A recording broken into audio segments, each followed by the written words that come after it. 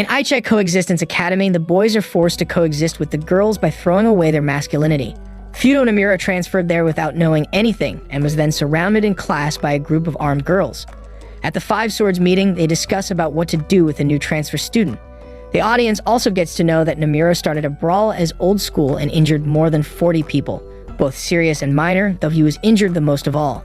In the school grounds, Namura meets Masuko, and is rather shocked at Masuko's cross-dressing appearance, and after Namura insults him, though accidentally by first calling him a Buddha and then a pig. Masuko tells him that a Buddha statue actually exists in the school, and that all boys have to dress like this to coexist with the girls in the school, and warns him not to do anything rash. Namura laughs it off, however, and says that he is a man who likes freedom and quiet. The audience can also see that Masuko is in the same class as Onagawara. After a bit of talking and introduction of the purpose of the Five Swords to keep the order in the school, Onagawara gives him the choice to either coexist or leave the school, in which Namura replied that he would take neither choice. She then declares that before homeroom is over, she will correct Namura. He then says the color of the girl's underwear out, distracting everyone whilst he jumps out of the window and runs. She follows him and asks him how far he is going to run, to which Namura replies by asking if it were allowed for him to leave the school grounds. She then tells him that he needs an exit permit from all Five Swords to exit. The other Five Swords all pay attention to their battle and commenting about Onagawara and Namura's skills. Mazanono, her subordinate, notices her fighting and leaves homeroom to go find her. Then, Onagawara uses Carpenter's Square and manages to cut Namura. Namura then takes out blade-proof gloves and they continue their fight.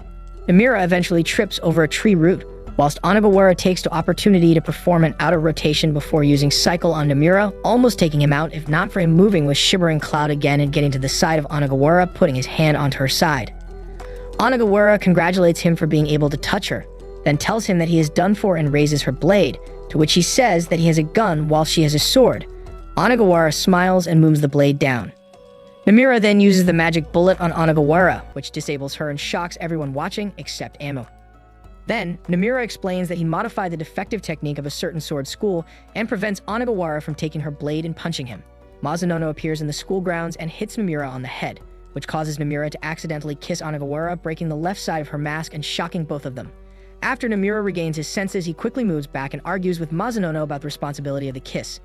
Then, Onagawara picks up the blade, which scares both Namura and Mazanono, who try to talk her out of killing Namura, and declares that she will castrate him, which Namura being astounded that she changed from correct to castrate.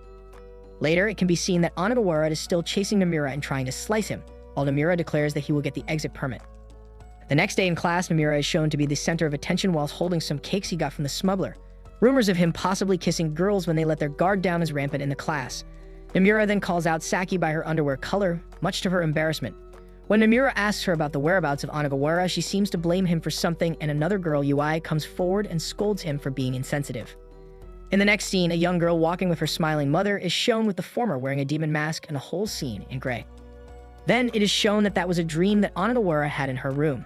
She then thinks about Namura and begins hitting her bed with her pillow while scolding Namura with a lot of words and phrases such as playboy, don't know when to shut up, pervert, before calming down and reflecting that it was the first time she got pinned down and kissed, before switching back to being angry and punching the pillow. Onagawara, though sensing a presence, picks up her 8-son sword and puts on her rather destroyed mask and faces the door, only for Namura to enter through the window and prevent her from taking her sword, stating that he was there for a sick visit whilst giving her the cakes. He then says that he could not tell her that she was cute due to her mask yesterday, and got lucky to kiss her, leaving her flustered.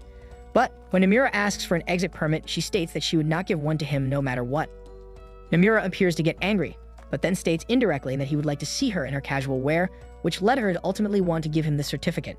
However, when Namura stated that a few more kisses would then be a good trade for the certificate, she fainted as her fever got too high thanks to her feelings. Following that, Namura grabbed her clothes to prevent her from falling to the floor, accidentally popping a button and revealing her breasts, just as Mazanono enters the room, refusing to hear his explanations and pressing a button that activates loads of traps as Namura attempts to escape the girl's dormitory, all while declaring that she will castrate him. After causing a mess in the girl's dorm, Namura is put under supervision of Rin. However, he became the target of another Supreme Five Swords, Mary. While Rin held Mary back and Namura was chased by Choka, Namura met with the Empress, who Namura seems to know from before he transferred here. Namura is now supervised not only by Rin, but also by Mary. However, any outsider would say that they're not supervising him, but instead flirting with him. This angers the eldest member of the Supreme Five Swords, Warabai Hanasaka. and thus, Namura, Rin, and Mary are forced to participate on Bloodsport Day, the 13th War Olympics. Thanks to Namura's efforts, the War Olympics have ended well. But Warabai isn't someone to give up so easily. She sets up a trap, inviting Namura to come to the school to get his permission stamped from as a reward for his victory. But on his way, he faces Warabai 34. With the help of Rin, Mary, Nano, and Shoka, Namura manages to advance. That is until he meets one of the Supreme Five Swords, Satori Temaba. Namura seems to have entered his popularity phase. Because of his great success at the War Olympics, the girls of the school follow him with hungry eyes. Even though he spends his days as usual, even the slightest action from him is followed by a wave of cheers. Namura himself doesn't really think much of it, but Rin and Mary don't think it's funny. But the happy times can't continue forever. One morning, while his bags get checked by Rin and Mary like always, something falls out of his pocket. Thanks to Satori's tricks, Namura's reputation is on the ground. It was Warabai who has had an eye on him since the War Olympics, who trapped him inside the punishment room when Rin and Mary were out of sight. Only through acquiring Satori's pictures can Namura prove his innocence. Thinking like that, Namura starts to attack Warabai as well as Satori in a public bath for ladies. Namura is pretty disturbed by the fact that Satori isn't wearing any clothes. She still attacks him without any regard for his feelings. That's just the kind of monster she is. When Namura opened his eyes, he was in the infirmary. After the battle with Satori, Warabai passed out and was brought in as well. Rin and Mary know nothing about Warabai and are concerned about Namura and want to visit him, running into each other on the way. And while both of them forget what they were originally about to do, they start a strange fight. Meanwhile, Warabai faces a different problem in the infirmary. This morning was Namura's worst so far. He woke up from a nightmare filled with his past, clouded memories colored in the red of blood. However, his attention was soon grabbed by the uproar happening in the dormitory, caused by those who wouldn't understand in what kind of state he is in. Apparently, a monster is in their bathroom. Meanwhile, in the girls' dorm, they have to deal with other problems because things keep disappearing, which shouldn't. And then the Empress, Amu, disappears as well. Tsukuyo Inabad is one of the Heavenly Five Swords with extraordinary skills. She fights using Yakimaru Jakimyu. Facing her godlike speed, even Namura can't help but be surprised as he realizes that her skill is far above his own. But their talks are interrupted when they hear sounds of a fight coming from the rooftop of the school. Namura and Tsukuyo head there to see what is going on. But when they arrive, the Empress has already disappeared. Namura screams, trembling with anger. The voices of them roar throughout the school. The intuition of Namura was correct. The Empress was Amu, who once believed that he was a friend and was betrayed, fought, and deeply hated. Amu also remembers the old memories. With the bitter memories that were awakened, the rematch is now being cut off. Namura will use Magic Bullet through the automatic counterattack and the defense of the Iron Wall to reach Amu. Since the transfer, the days at the lively and fun school that Namura spent with the circles. It was a day when the suffering of hell was played by the sword as if the body was burned by flames. During the battle, various thoughts come to each other's hearts. However, no matter how much the fists are mixed, the wishes of them never overlap.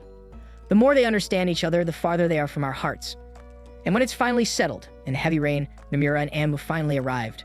Thank you guys for watching. Anacap's here, and please consider subscribing for future content.